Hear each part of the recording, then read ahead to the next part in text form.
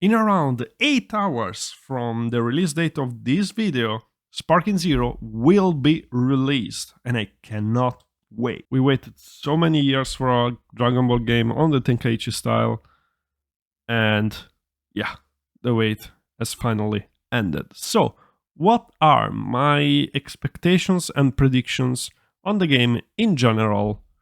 Not really regarding the roster or other things that we already know of, but in general about the game. First of all, a prediction regarding the state of the game.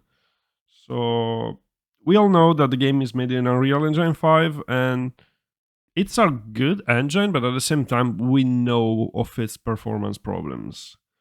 So, my expectations on that is that the game will be decently optimized regarding FPS and stuff. So, like, performance will be high, I think, if your PC or, well, consoles don't matter on this, but if your PC is above the recommended um, parts, I think it will be pretty fine. What I think I'm a bit concerned about are mainly two things. Just random amount of freaking particles. I don't know, a beam clash with some kind of mountain or rock in between that breaks up too. That's the first thing that worries me. Just the sheer amount of particles. And the second theme is just dash or dragon dash or whatever we want to call them when we go from one point of the map to another.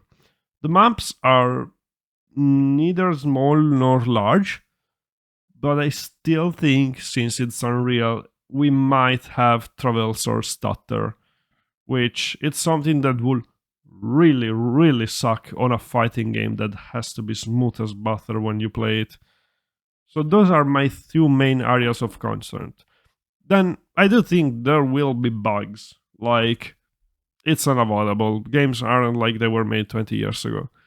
But we'll see that with the day one patch. The thing is, the day one patch will be released the day one, so the 11th. The game will be released in 6 hours, 8 hours, something like that. So, yeah, I think all of us who bought either the deluxe or the ultimate will have way more bugs than what other players will get with the standard edition. Also, something I'm not really concerned about, but I think will happen will be balance issues. Like, I don't know, these 3 days I feel like there will be at least a couple of characters that we will find are extremely broken and have like some kind of either combo or glitch or bug or whatever, that it's just either infinite with no way to do like a revenge counter or something, or just straight up do way more damage than they should.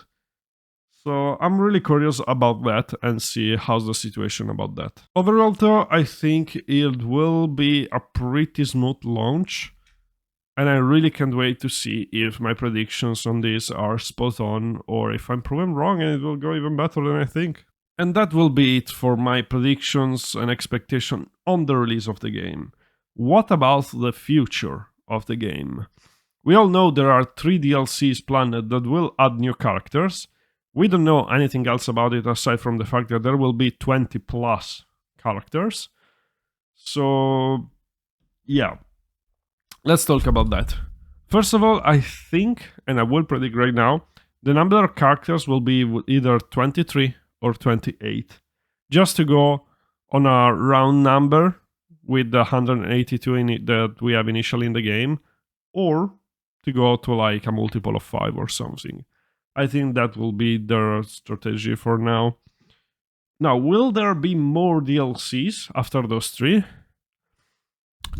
I think that will depend on how many people keep playing this and don't move back to Xenoverse. Because, in case you guys don't know, Xenoverse is still receiving DLCs, and as far as I know, there are like 3 DLCs left to be released, and the second one of the huge 4 chunk they announced will be released soon. So they will release 2 more DLCs after Sparking Zero released, and I think that will still away some players from Sparking Zero. Now, some people don't like Xenoverse, and that makes absolute sense.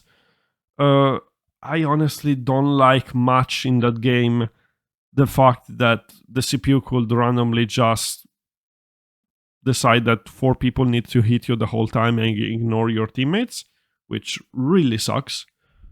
So that's why I prefer Tenkaichi, where you just do a 1 versus 1 and that's it.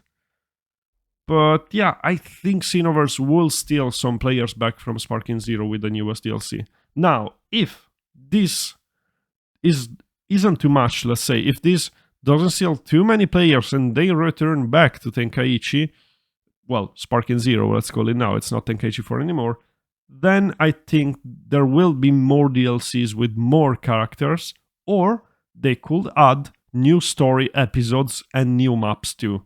I think that might also be a possibility for future DLCs, because we have so many things they could add.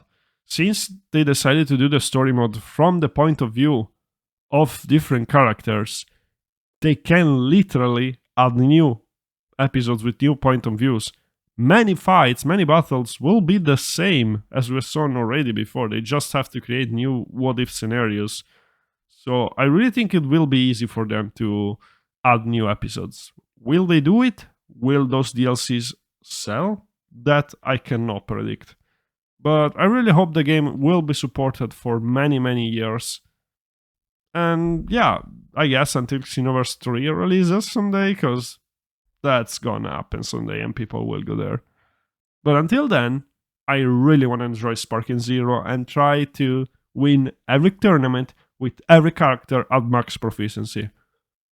Will take many hours, probably many years, but hopefully I will be able to do so.